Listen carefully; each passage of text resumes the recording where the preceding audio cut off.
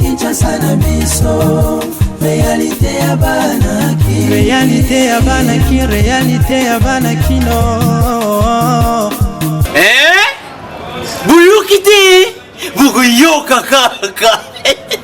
Kinshasa na biso, kin eleki partout. KNB, Kinshasa na biso, kin eleki partout. Kinshasa eleki partout. Mikolo nezabino, pardon. Jima sala yolo karatarate. Ya on a bien yo. Jima mukende. Oumela. KNB, kin eleki partout. Rien à dire, toi on a terre envié, parce que kin eleki partout et l'osako liboso ambongo mosanto azate c'est Lyndon Kardashian isongolo bisous bye bana kin ke bana jako zape so kuta nango KNB Telema qui chasse eleki partout Jimmy Mukendi Oumela KNB ko zape te so kuta nango check ovandi. Jeudi malamu na balandinyo sur magazine Kinshasa na biso o emesana toujours ko informer bino.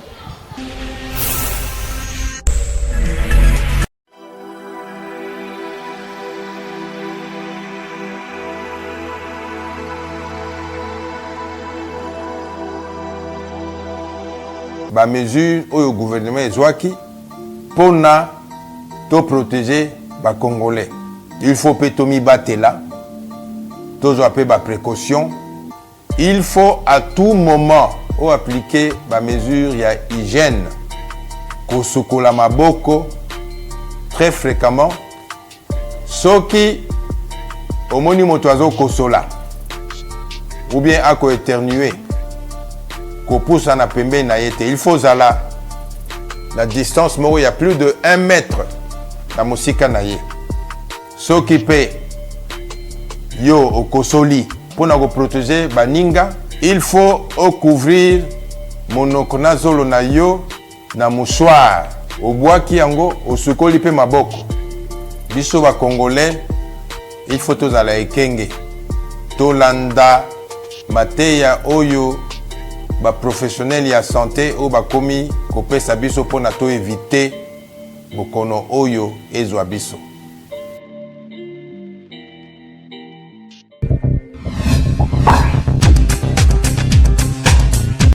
Mercredi 18 mars 2020, président Félix Tshisekedi yemoko apesa ki ba disposition pour la lutter contre le coronavirus et pour limiter la propagation de l'épidémie oyo.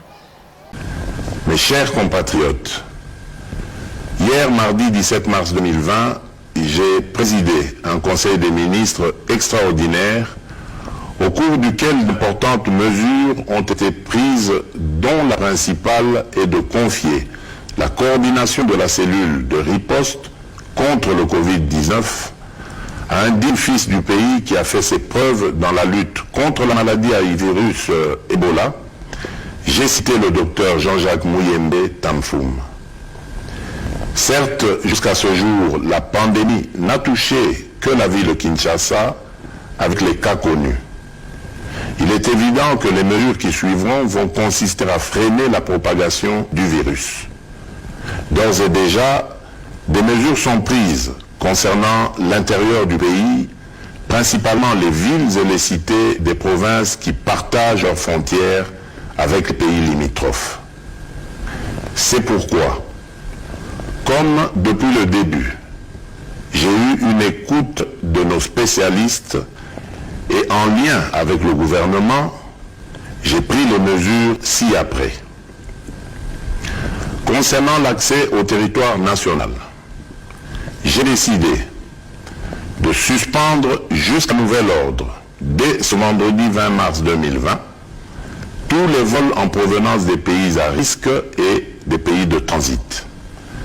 Seuls les avions et les navires cargo et autres moyens de transport fret seront autorisés à accéder au territoire national et leur personnel soumis au contrôle.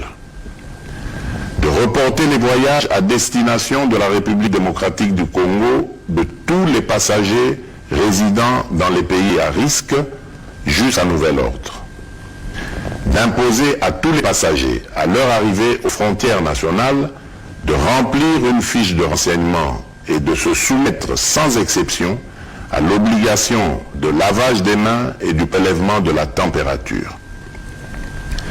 D'imposer une mise en quarantaine de 14 jours maximum à toute personne suspectée à l'issue du test de température pour un examen approfondi et au besoin d'interner dans les hôpitaux prévus à cet effet les personnes qui seront testées positives. De doter tous les postes d'entrée maritimes, fluviales, lacustres et terrestres du territoire national du même dispositif de surveillance pour renforcer le contrôle des passagers en provenance de l'étranger.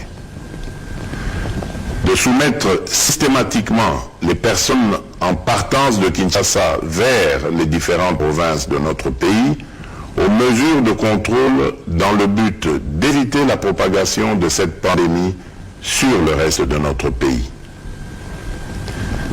S'agissant des rassemblements, j'ai décidé d'interdire tout rassemblement, réunion, célébration de plus de 20 personnes sur les lieux publics en dehors du domicile familial.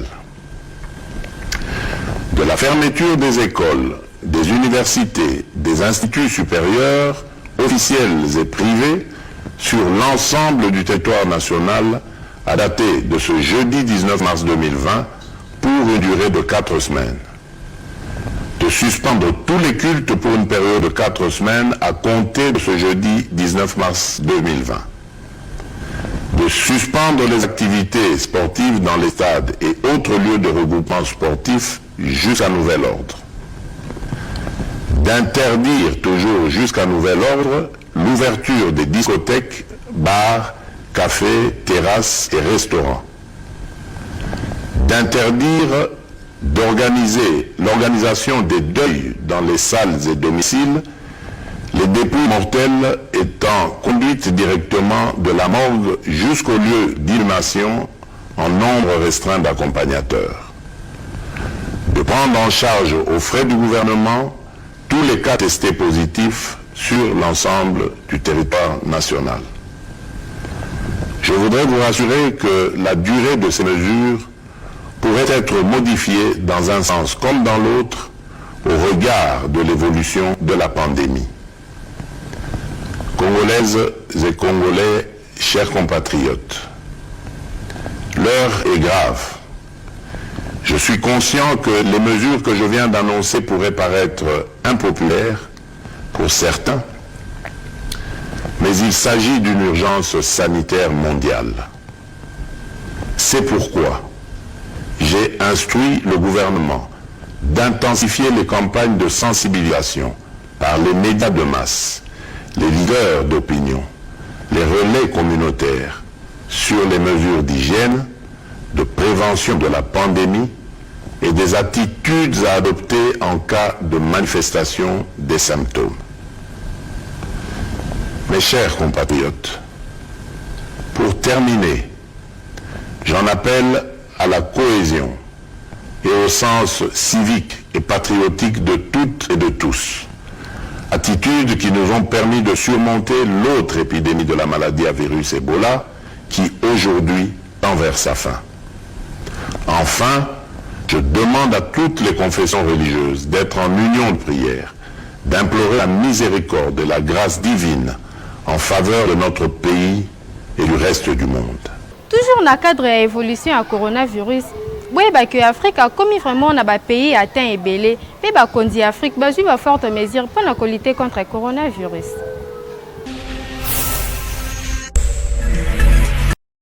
Na cadre ya ko informer bino sur évolution ya coronavirus na monde ndenge topometaki lelo tozui évolution na yango na continent africain.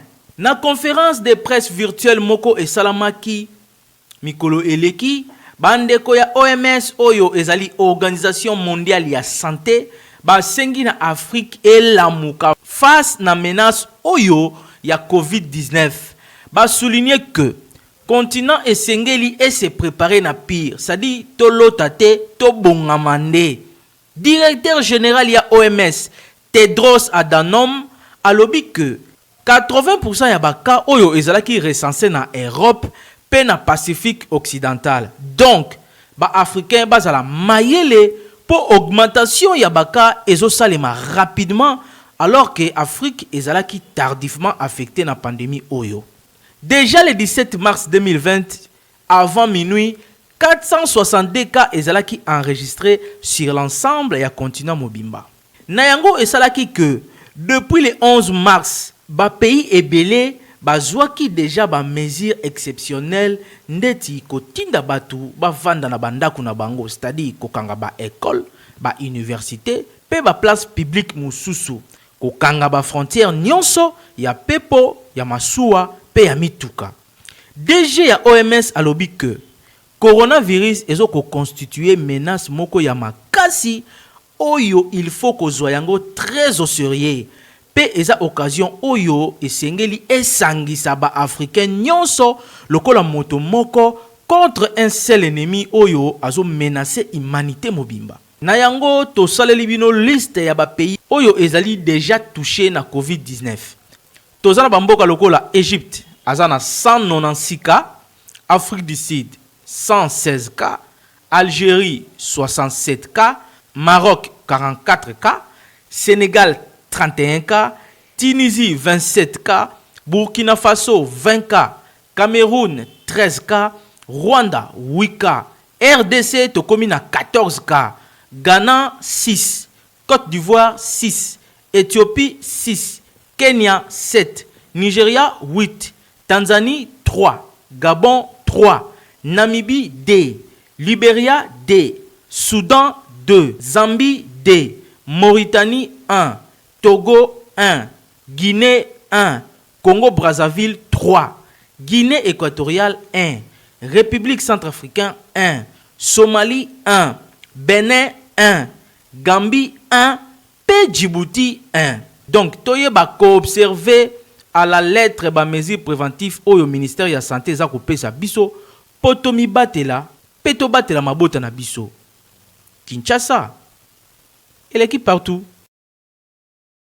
Ministre ya Petenti Kibasa Maliba asolola kina responsable ya ISPA RDC oya ki ko annoncer report ya sommet sur l'internet oya linga ke salama awa na Kinshasa suite ya coronavirus.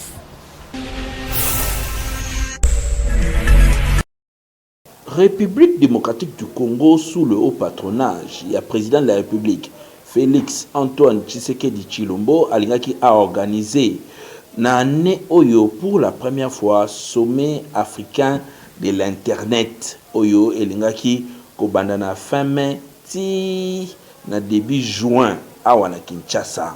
Sommet yango eza reporté tina ya visite ya monsieur Laurent Tumba, président de l'association ya Haïti nyonso ya République démocratique du Congo oyo ayaki ko annoncer na ministre Kibasa Maliba que sommet yango ezali reporté. Nous sommes venus rendre visite à son excellence monsieur le ministre de Pétentique pour annoncer le report du sommet africain AIS 20 en raison de la pandémie du coronavirus. En effet, tous les partenaires, Afrinic, AFNOG, ISOC, ICANN, les régulateurs des pays africains, les opérateurs Internet, les opérateurs GSM, qui sont les professionnels qui normalement sont attendus à cette réunion professionnelle, ne peuvent pas se déplacer dans les conditions actuelles à cause des restrictions des vols, des restrictions d'entrée dans les pays. Donc pour cette raison, nous avons tenu une réunion avec les partenaires pour l'organisation du sommet africain et nous avons décidé que le sommet est reporté à une date qui sera fixée. Ce qu'il faut retenir, c'est que le prochain sommet qui se tiendra en RDC. Il n'ira pas dans un autre pays, ce sera en RDC et nous aviserons au moment voulu, c'est-à-dire 3 mois, 4 mois avant que la date soit fixée. Il est important, et je profite de ce temps pour passer le message, le virus corona, il est réel, il faut se protéger. Nous avons échangé avec son Excellence, vous vous souviendrez que c'est l'autorité politique qui nous a accompagnés et qui nous accompagne. Donc son accompagnement est maintenu. Et nous voulons encore une fois le remercier pour cet accompagnement qui n'a cessé de témoigner au secteur. Et nous espérons que le prochain sommet se tiendra sans encombre au moment voulu. Tous les gens et toutes les personnes, je parle bien des professionnels du secteur de l'écosystème Internet qui se sont enregistrés pour les formations qui étaient prévues. Les enregistrements seront maintenus et au moment voulu, nous allons reprendre tout ce qui avait été enregistré. Ils seront avisés. Augustin Kibasamaliba, ministre ya PTN TIC, a profité qui na occasion wana pour na passer message. Na ba informaticien nyonso ya RDC que dès que makambo oyo ya coronavirus ezali kosila, ba batterie nyonso ezali kokota en marche pour te RDC ayamba sommet africain de l'internet oyo ndenge alobaki na masolo ya IDRC que RDC esengeli comme hub ya masolo ya connectivité na Afrique pour masolo ya internet et fandaki tako Kinshasa et l'équipe partout.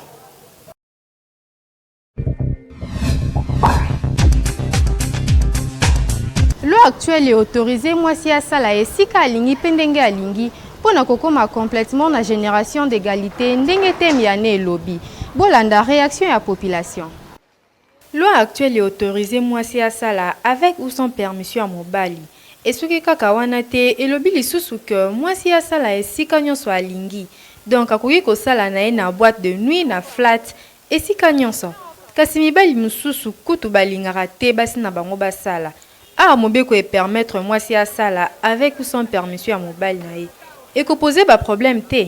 Loi actuelle, législation congolaise interdire moi citer à sala.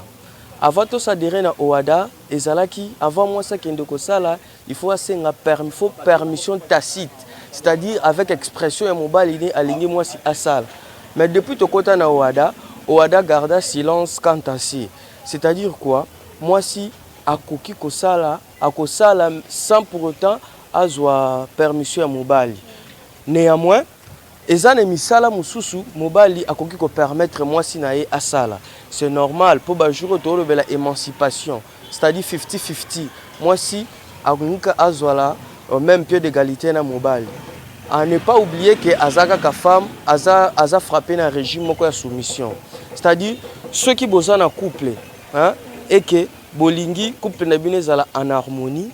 Moi si fazalaka toujours soumise. Ba misala ezebele. Okoyebisanga te ke mobali akoki kolinga mwasi na kesa la prostitution. Là, ezana nous illégal, hein, c'est contraire aux bonnes mœurs. Vous comprenez?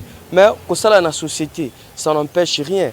Famille, balobi, famille, la famille se compose du père et de la mère et des enfants. C'est-à-dire deux concours à Batou anande et que ça la famille est évoluée.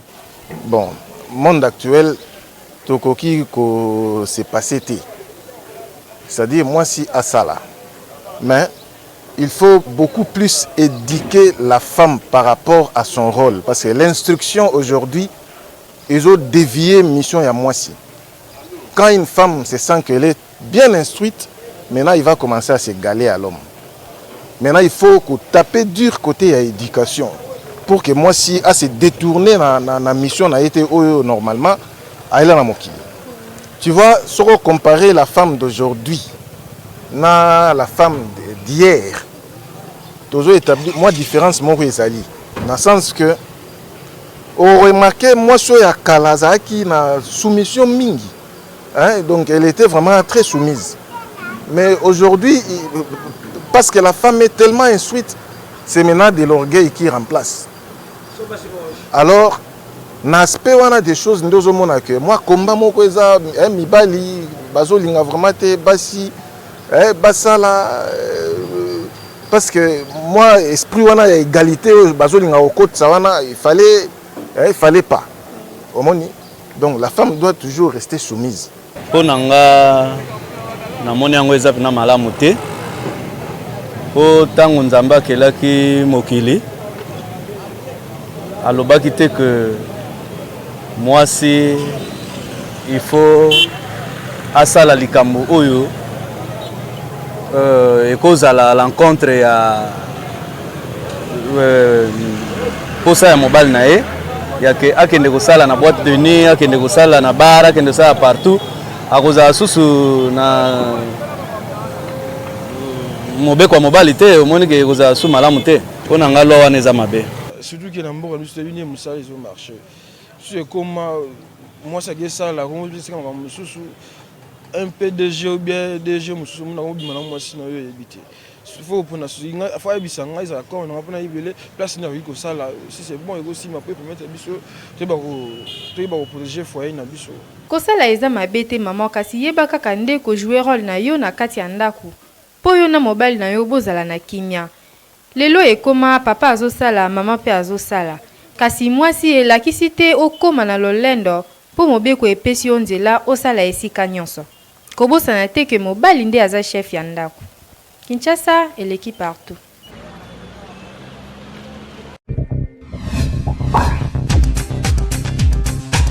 Beltexco azo continuer toujours ko innover à travers ba produits na epo na bana Congo.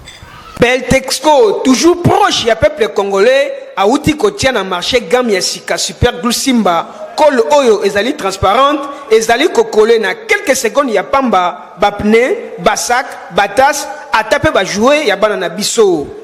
Super glue Simba et résiste à la température extrême au coquipé ko utiliser yango pona ko bamba ba sapato. Na plaquette na yango ya 12 pièces. Chaque pièce ezali ko peser 3 grammes.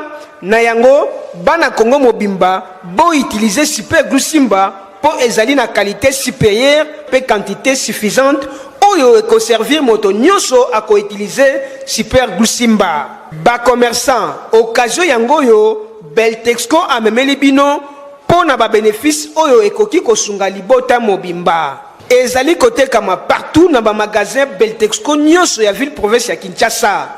Somba plaquette verticale pe plaquette horizontale ya col Super glue Simba okozala desi ata soki mokete.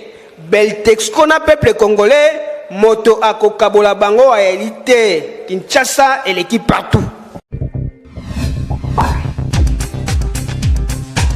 Mwasi na mobali soki bakabwani, est-ce que bakoki pe kosungana soki moko aza na problème? Reportage signé Rousseau.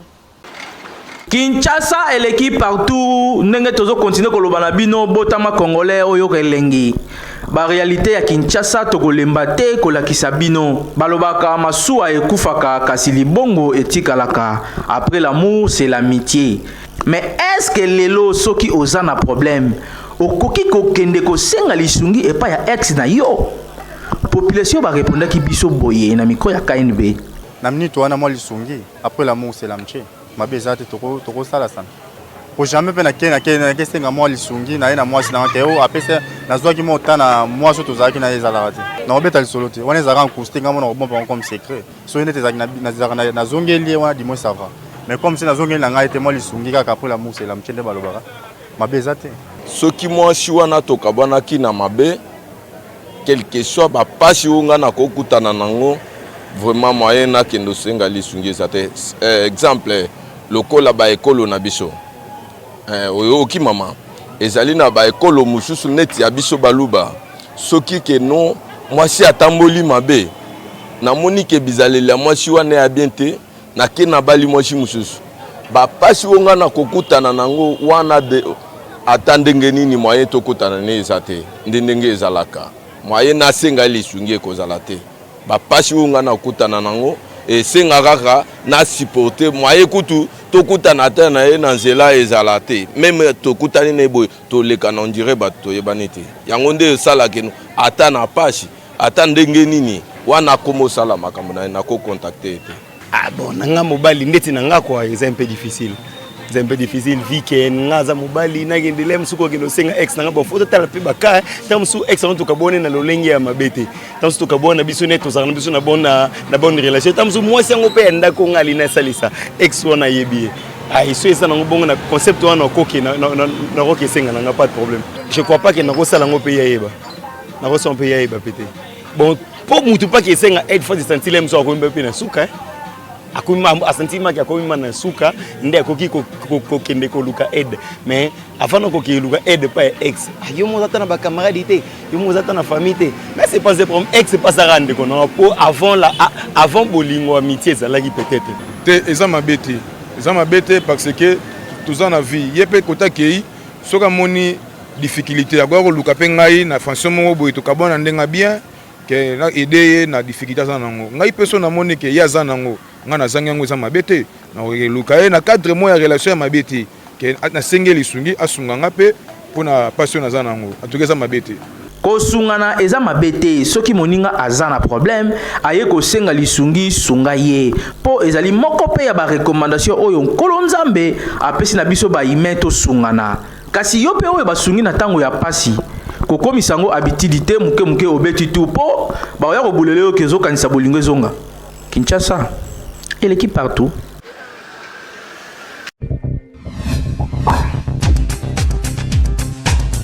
Champion Zach Mwekassa a testé quelques conseils na élément Oyo. Bonjour à tous, mon nom est Zach Mwekassa, champion d'Afrique de boxe et motivateur. Le lot tombé sur le mot très intéressant, mais avant tout, Tofanda. Tolanda. Webi mutu na vie azarata msuna ba show ebelete. Tobota ma balaxio o papa na oyeyo, mama na oyeyo. O bande ko na ba ngwana baleki na ba oyeyo. Mais ozara na choix moko na vie okoyo ça. Ezali ya choix mutu oyo olini. Choix ya mutu oyo ozana pour le reste de ta vie, pour le meilleur et pour le pire. On a choix mon choix partenaire dans l'histoire de vie. Dieu nous donne un choix, mais c'est un choix très délicat. Un choix de notre partenaire, un choix de la personne avec qui on veut vivre notre vie. Choix à mutu oyo ozana pour le reste de ta vie. Alors c'est un choix il faut pour nango très minutieusement. Et ça choix il faut pour nango malam sans pression, beaucoup de réflexion, sans attente. Les gens ont bala pour raison à mabé. Ils ont bala pour la presser dans la vie. Ils ont bala pour prouver que babala. Mariage est comme une compétition. Les gens ont bala pour voisine babala. Babala raté pour la compétition avec camarades. Babala raté pour collègue de classe nion sur babala. Babala raté pour l'église batio pression au bala. Babala raté pour famille le bio kendi. Babala a mon cité pour zakitoko. Aux obanga ba motola. Et bon ça un comportement mabé. Ou ça babala et carapo bozanga été. Babala a mon cité pour un piaka pour appeler ça roba mbongo. Pour mon coloso mbongo qui m'a eu le cabassia banenge na. Babala rapé balité poza na mbongo ebele po mukolo mbongo na aussi là okokima na bana mibale babala mutu pona mawate po après des années ekokoma prison babala rapete po me magizemi ota mususa ina accident mutu na destin na mutu na avenir na boko bala na teka po menzemi ta mususa ina accident ko bota pesa condamnation à mort te po ba fille mère bizali malam babala rapete po église sur oppression ota ma ko bebelo na ndako mutu église ozalati babala rapete po za mpia ke boko mwasi ya ko mobali oyo bala mwasi mbongo boya ko musu ba sanya ko musu kituma babala rapete po na likamba mukanda mukolo boko ma statut moko aoluka babuna e kebala mabala Facebook ba garçon sur Facebook ba boga ba fino sur Facebook bilogine ti Beyoncé kebala ba sentiment ba jeter pour ba sentiment masamba mais il faut ba raison ba bala rati il faut comprendre ba raison on a le mariage est quelque chose de très sacré et ça dit dans on dit m'appeler ça il faut ça la choix na yo très clairement il faut ça la choix na yo tu as temps à réfléchir tu as temps à examiner partenaire na tu as temps à hôtel le pour et le contre mutoko ya télé là biso que maman na lingo za kitoko na bala on est ni ce moment mutolenga sur ma voiture sans à essayer voiture rebi couleur voiture te avec pneu na ngoza numéro d'unité avec quelque chose dans l'essence to mazout alors bagarre sur ma voiture ah non il faut se réveiller mutoko te maman na lingo za kitoko na bala c'est impossible ça le coûter mobali a ebelo ka luka na vie mobali a été conseiller que non aligner bala au sang qui a eba mobali o aligner vraiment à bala a rejoindre tant na à étudier yo a ba comportement na yo a ba force na yo a ba faiblesse na yo avant à décider à bala mobali o ebisa on bala directement sans réfléchir aller mutalo kuta et puis il faut fuir très loin de cet homme le mariage n'est pas une compétition ba te belé ba bala le ba la rage nuit et jour pour na difficulté na ba passi o ba yeba kité avant ba ko dans mariage prenez votre temps prenons notre temps la réflexion devenons d'abord ba tout autre limite comme na vie toi aboutir dans ba rêve na mission na ba ambition na mission avant de prendre le temps ya ko luka mutu oyo ozala na e pour na vie na yo et bozala heureux ah ozobala est-ce que bibi le beau frère na ba belle sœur na yo po ya ngone ozabilo nyabana na yo mon nom est Zach Mwekassa le guerrier noir. Merci na confiance au Bopé Sarabiso. Tokomi na suka édition mokolo ya lelo. Soki bo sepela ki na yango, tika to pesa merci na Hervé Zaka o azaki sima ya caméra pe na Tansiata na réalisation. Pe bo bosana te ko s'abonner massivement na chaîne YouTube Kinshasa na biso. Kinshasa yo, et l'équipe partout.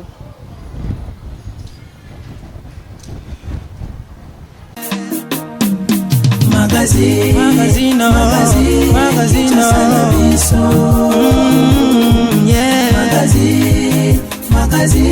Kinshasa na biso réalité ya banaki réalité ya banaki kino